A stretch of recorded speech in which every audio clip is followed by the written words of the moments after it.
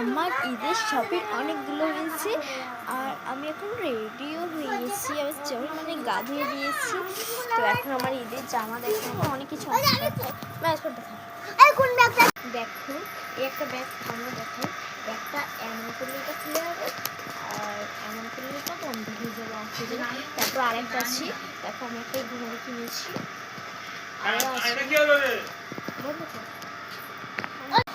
তো এই সেম মানে এই টিপে ছেড়ে দেবো না